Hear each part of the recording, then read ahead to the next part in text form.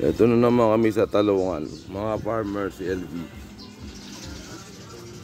Ito na naman kami sa Talungan.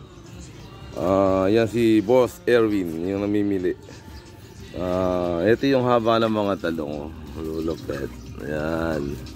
Yan yung mga inaanin talong. Dito sa Barangay Gulod, Bayan ng Talavera, lalawigan ng Nueva Ecija. Ayan yung mga nakabundle. Ayan yung napipitas na talong. Ayan. Ang bundle na yan. 1/4 pa lang ang napipitas niyan. Wala pa sa 1/4. Baka abutin to ng...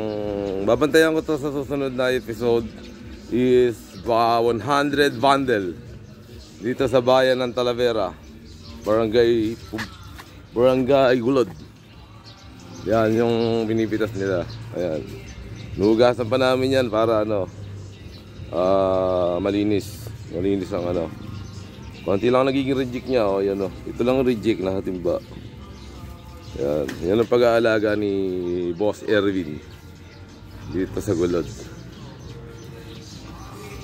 Si Elvin na naman ang mga farmers. Okay.